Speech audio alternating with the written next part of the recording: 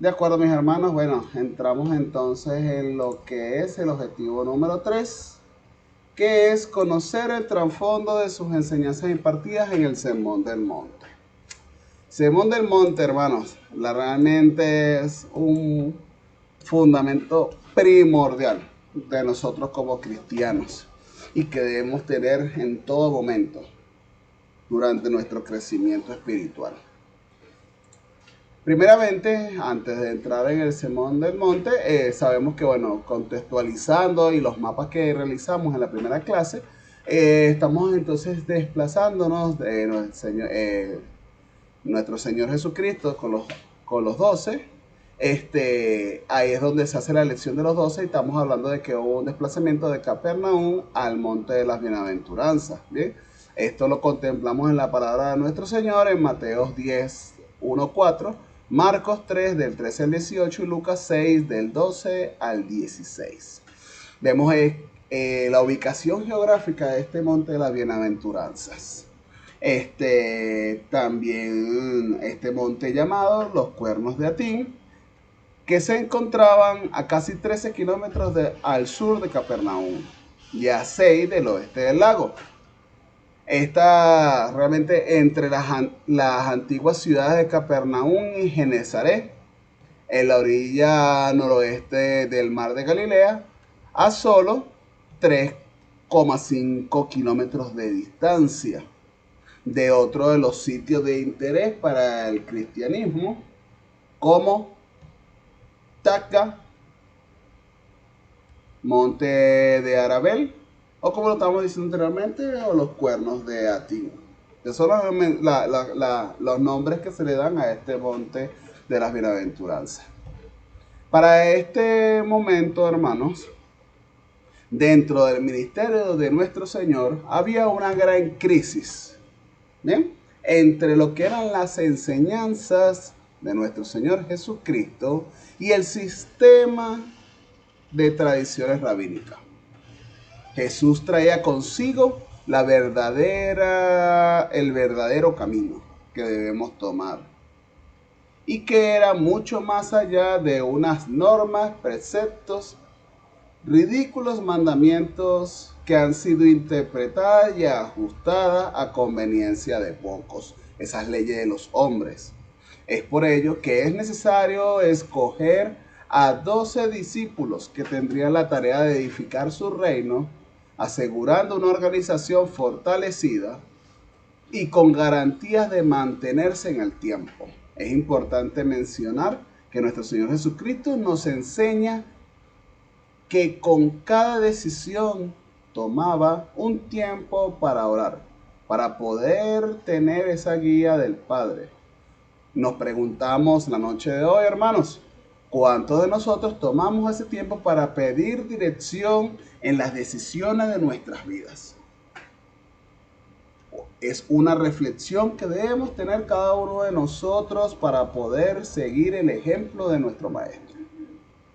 Jesús los llamó los apóstoles, porque serían los enviados, los hombres que aprendieron de él por un tiempo y que habían sido probados y examinados, conforme al Evangelio de Mateo 10 del 2 al 4.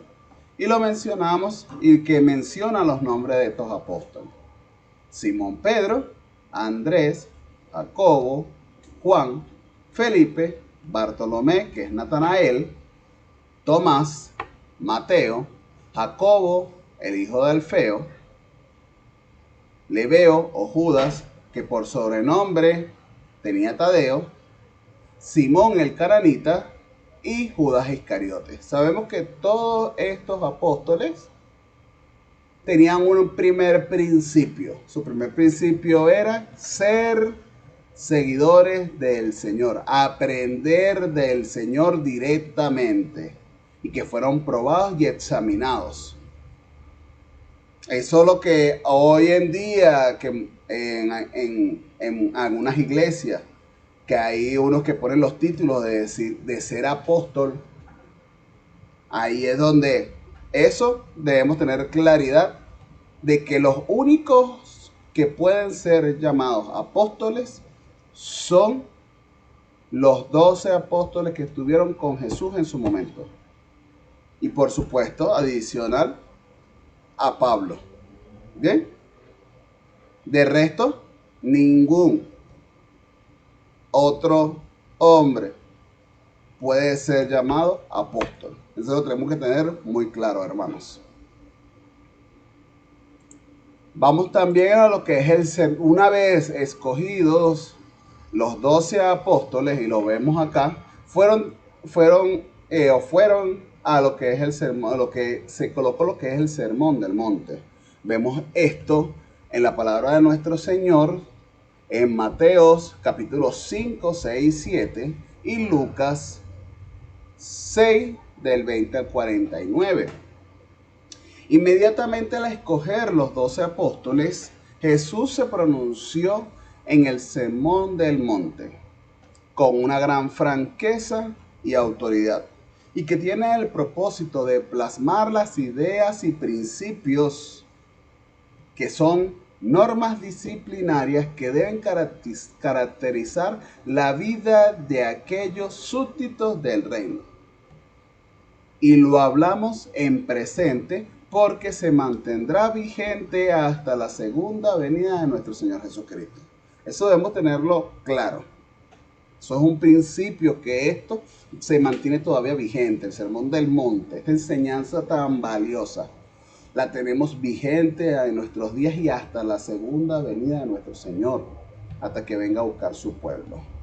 Podemos ver que Lucas hace una referencia breve de este Sermón del Monte, pero Mateo dedica, como lo vimos, 3 capítulos completos para narrar este hecho tan significativo y lo que tenemos contemplado, y lo invitamos a cada uno de nuestros hermanos que puedan leer a profundidad Mateo 5, 6 y 7. Es importantísimo.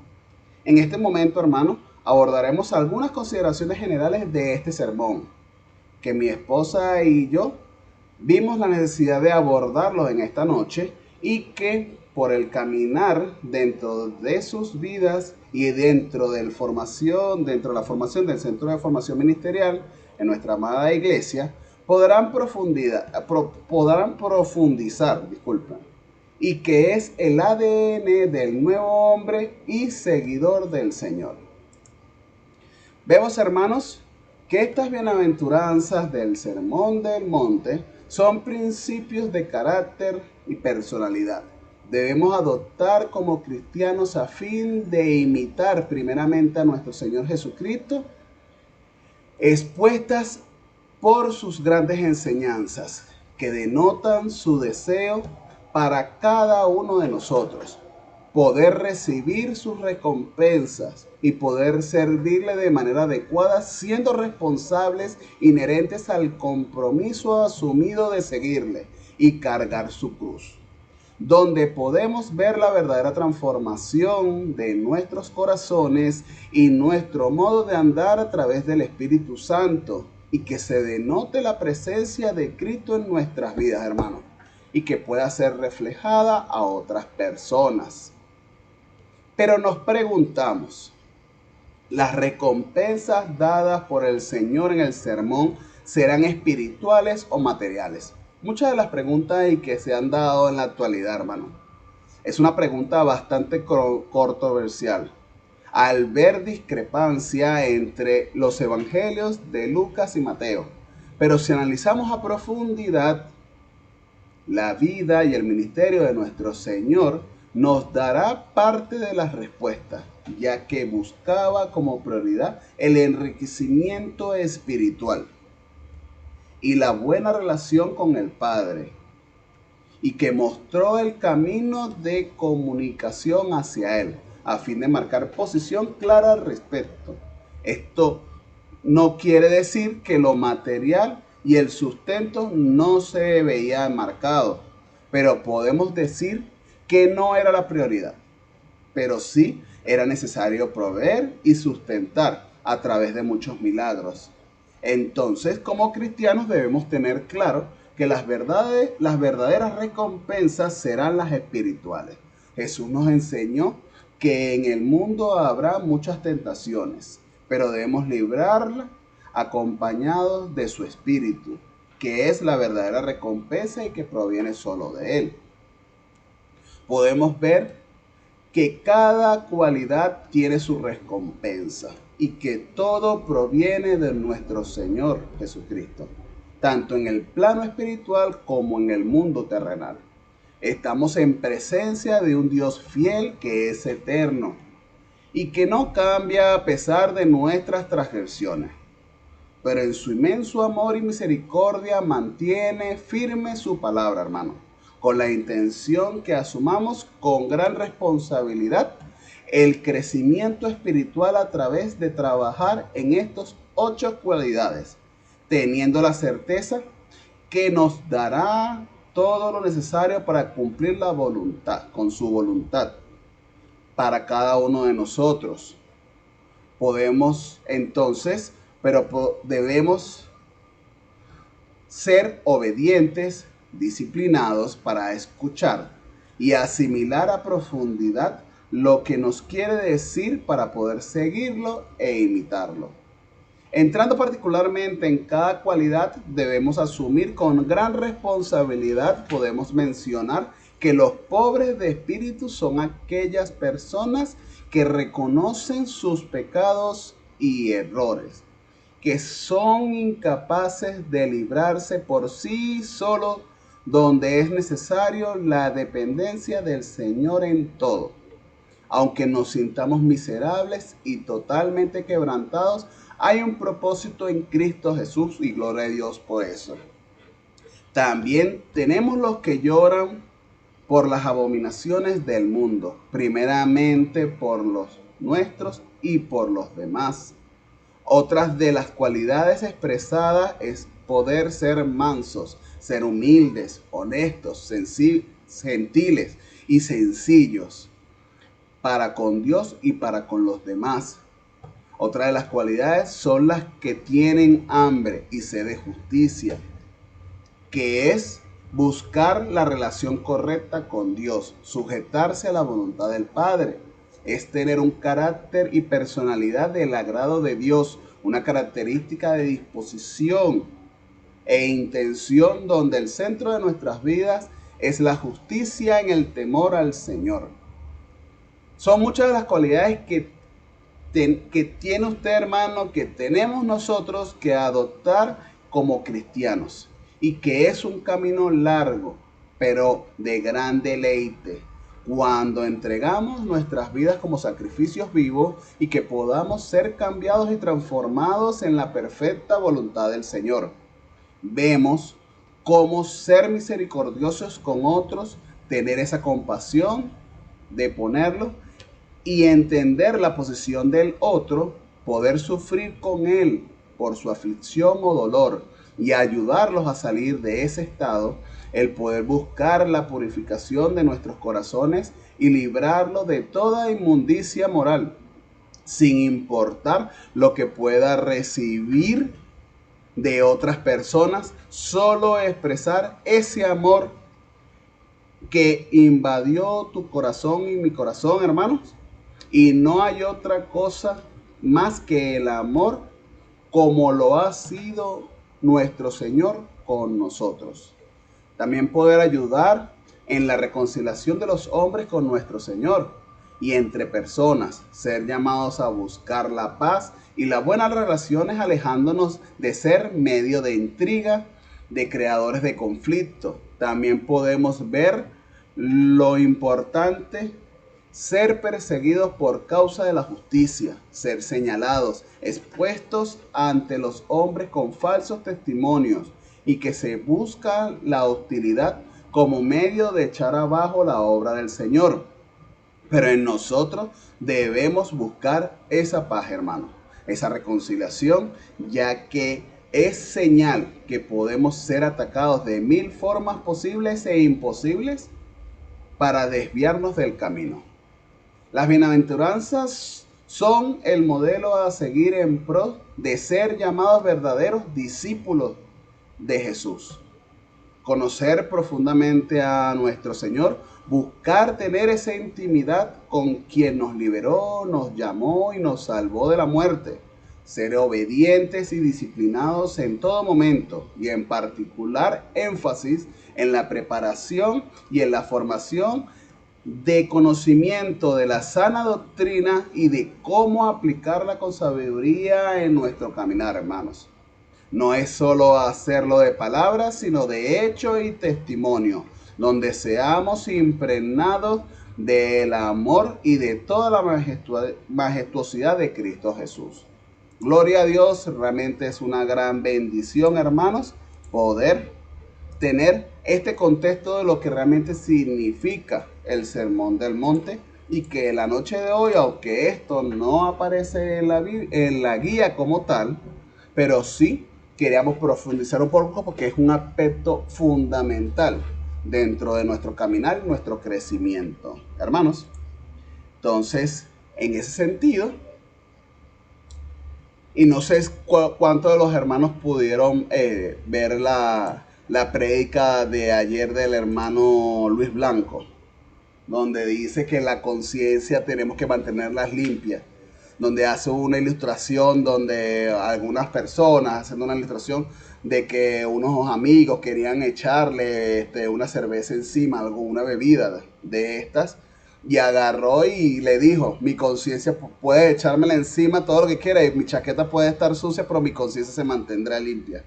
La verdad que es una bendición poder recibir cada palabra y cada circunstancia. Y este Sermón del Monte particularmente, la verdad, es una enorme bendición que debemos tener en nuestros corazones en todo momento.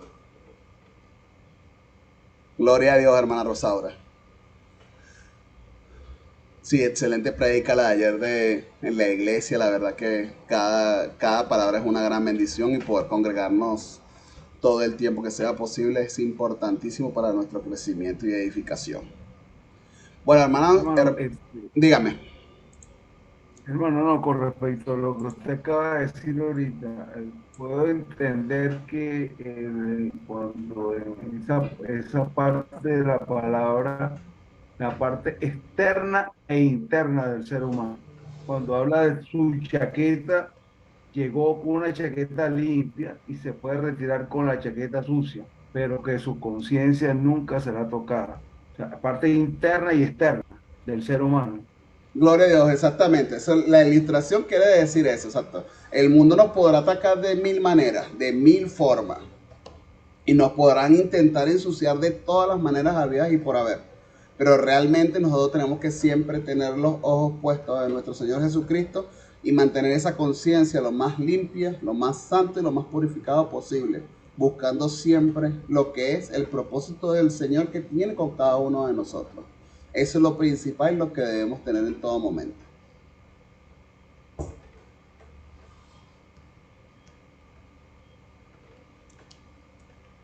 Sí, hermano Álvaro, la verdad, una gran bendición con el legado que debemos tener, y la verdad que nos pone a pensar mucho en ese sentido. La verdad que es mucha bendición, y los hermanos, los invito, los que no lo han visto, la verdad, pueden buscarlo nuevamente en Facebook y pueden buscar esa prédica y pueden buscar ese tiempo de alabanza, de adoración. La verdad que una gran bendición el tiempo de ayer. Como siempre todos los tiempos, pero realmente particularmente muy, muy, muy bueno. Gracias al Señor. Profe, buenas noches. Buenas noches, hermana.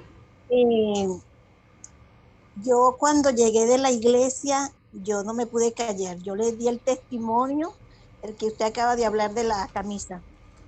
Se lo di a mi hija y a mi yerno, porque lo que él dijo, tenemos que empezar por la casa, muy Gloria a Dios.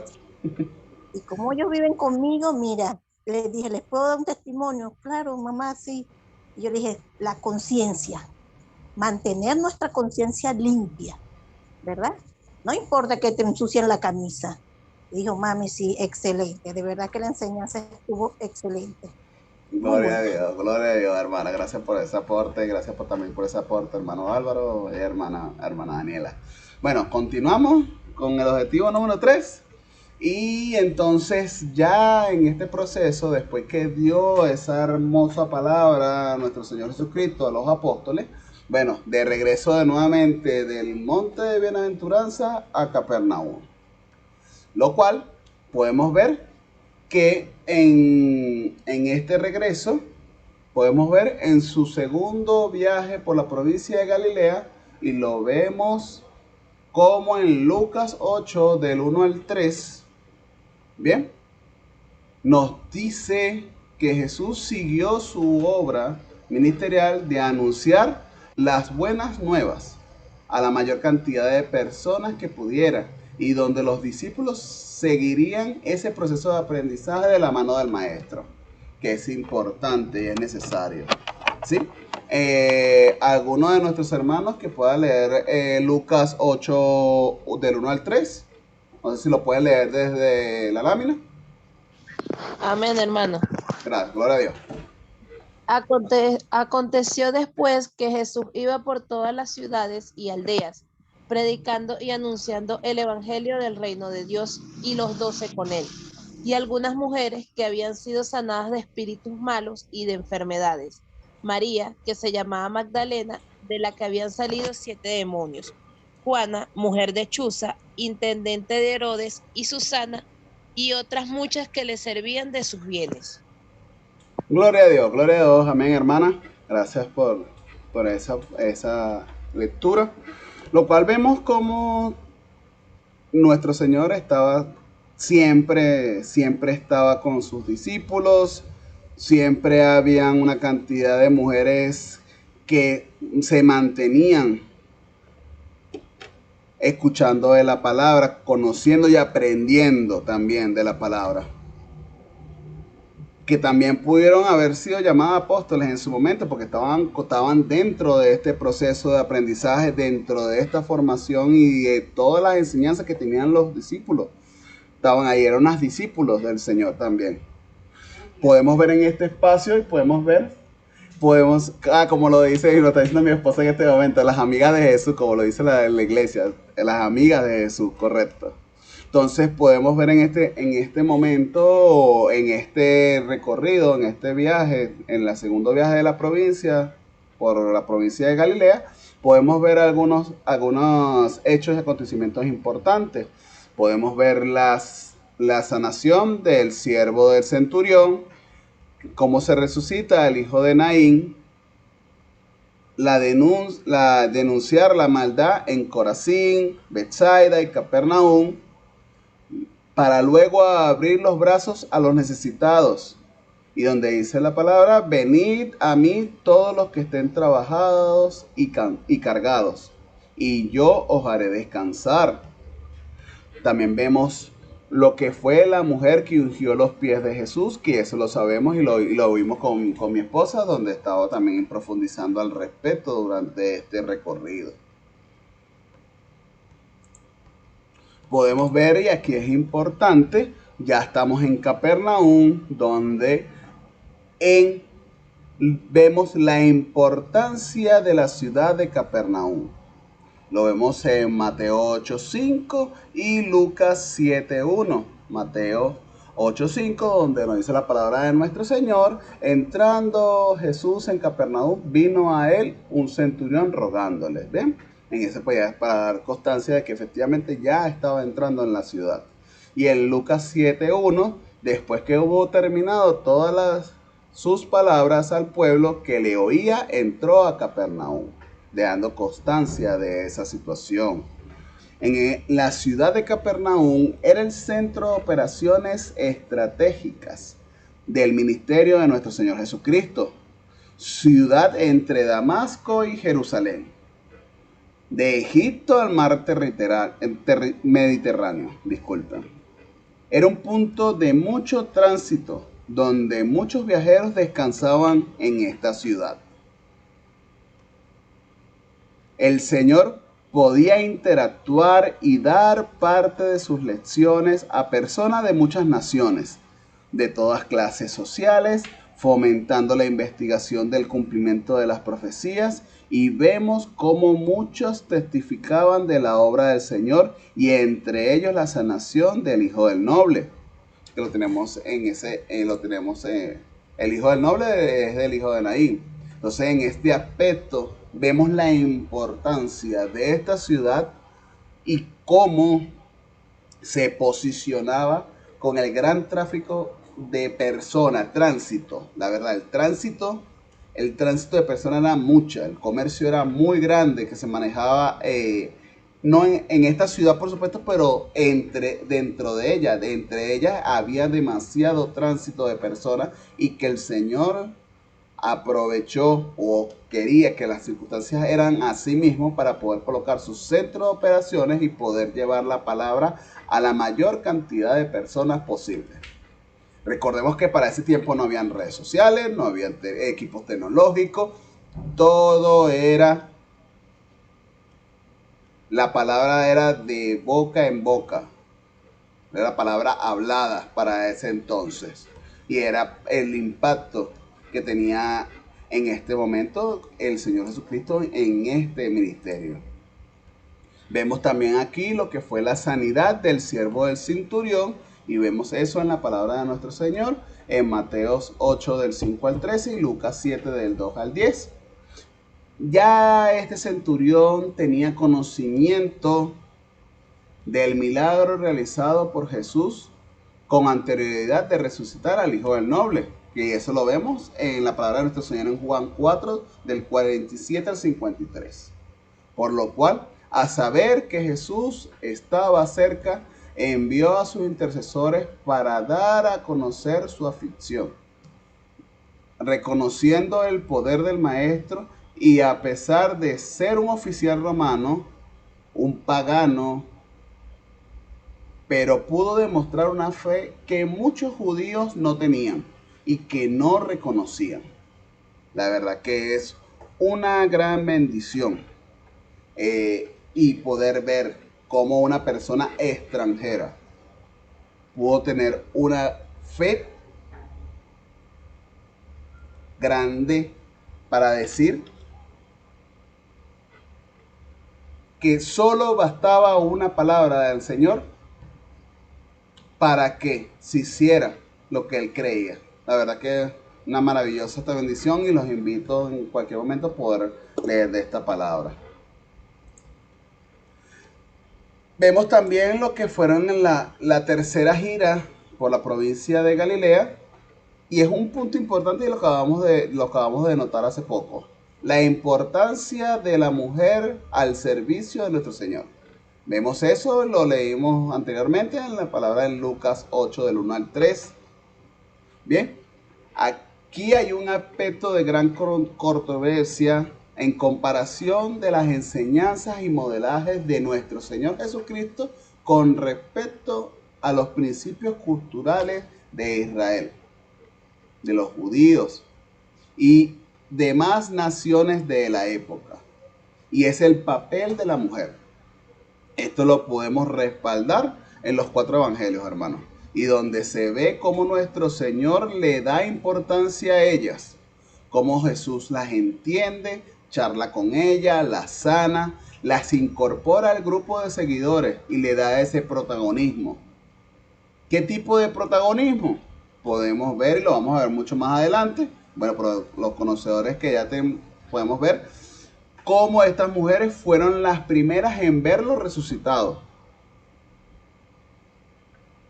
Esto es un punto de inflexión dentro de la cultura, ya que ningún maestro tenía discípulas y la mujer solo estaba para trabajos domésticos y procrear, sin poder tomar decisiones o ser parte de algo más allá de las responsabilidades del hogar, sin derecho a estudio o hacerse de un oficio. Realmente las capacidades, las destrezas, el conocimiento de la mujer en este tiempo, en el primer siglo y muchísimo antes en la antigüedad, solo se limitaba a 2 aspectos: procrear y todos los trabajos domésticos y criar a las hijas al trabajo doméstico tal cual, igual. No había decisiones, no había manera de cómo hacerse parte de cualquier decisión, de cualquier opinión, no. Era prácticamente un mueble más, un mueble al lado. Era un objeto más que simplemente tenía una función específica.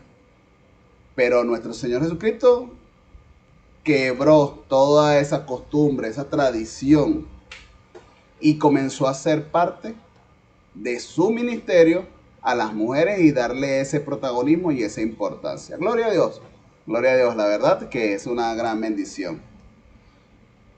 También vemos lo que es la sanidad del endemoniado, ciego y mudo. Vemos en este aspecto, hermanos, y lo vemos en la palabra de nuestro Señor en Mateo 12 del 22 al 23 y Lucas 11, 14, donde Marco y Mateo nos relatan ciertas actividades en la vida de Jesús para mostrarnos cuán ocupado estaban sus días. Sanó a un hombre endemoniado, ciego y mudo. Esta obra de misericordia dejó atónitos a los presentes, y ello hizo que arreciara las acusaciones de los fariseos, quienes decían que se le había aliado con Belcebú, príncipe de los demonios, y por esta razón podía echarlos afuera. Jesús demostró lo absurdo del argumento y luego denunció a aquellos hipócritas por su maldad y por su engaño, que no tenían basamento de ningún tipo para poder llevar o para poder decir esa blasfemia tan grande realmente. Podemos ver también, como último punto de este objetivo número 3 del contenido número 4, el crecimiento de la oposición a Jesús y su ministerio, donde vemos esto en la palabra en los 4 evangelios, en los 3 evangelios, Mateo del 12 al 24 al 25, Marcos 3 del 22 al 27, Lucas 11 del 14 al 15 y del 17 al 23, donde podemos ver que hay un crecimiento exponencial del ministerio del Señor, que con mucha multitud entre ellos y por escuchar por parte de uno de sus discípulos la petición de María, su madre, y familiares que le pudieron acompañar, de poder hablar en privado, ya que estaba muy preocupado por la creciente oposición en la misma proporción del crecimiento del ministerio de nuestro Señor, y cómo pone en amor la prioridad de seguir la obra al cual fue encomendado por encima de todo. No queremos decir, hermanos, que nuestro Señor Jesucristo no amaba a María, su madre, ni que su madre dejó de amarlo ante esta situación, sino que pudo comprender perfectamente lo que estaba ocurriendo y que María acompañó en todo momento hasta estar en la cruz, a pesar del sufrimiento generado y al ver que la obra del Señor seguía. Jesús usa y toma parte de 3 contextos literarios, como lo son la parábola que le fue explicada por mi esposa anteriormente, que llama la atención sabiendo el poder de la historia y el poder de estimular a los discípulos a indagar. Que es lo que estábamos conversando hace poco, hermanos. A despertar sus mentes, donde pudiera ser fácil de comprender e ingerir para ellos, pero de difícil comprensión para quienes le hacían oposición. Tenemos también la paradójica que es más fácil que un camello pase por el ojo de una aguja, y la narrativa que es de forma más común. Esto nos lo explicó y esto es un principio que es importante. La aguja no es la aguja que nosotros conocemos realmente, ¿bien? La aguja que se habla, recuerden que en cada una de las ciudades es una puerta grande y una puerta más pequeña, ¿bien? Eso que en sus tiempos se le llamaba la aguja, que para que pudiera pasar un camello por ese lado, por esa aguja, por esa puerta pequeña, tenía que prácticamente despojarse de todo cargamento, prácticamente, por así decir, inclinar las patas colocarse, por así decir, por las articulaciones para poder pasar por eso. Era muy complicado, la verdad, ese proceso. Entonces, eso es lo que nos corresponde al tema de las parábolas, es eso. La fácil comprensión para algunos, pero la difícil comprensión para otros, y que más aún quienes le hacían oposición. Hermanos, en este momento estamos terminando con este proceso, nos queda un minuto. Vamos a conectarnos para, si tenemos alguna pregunta, alguna inquietud, y poder cerrar este tiempo en oración. Salimos y entramos nuevamente, hermanos.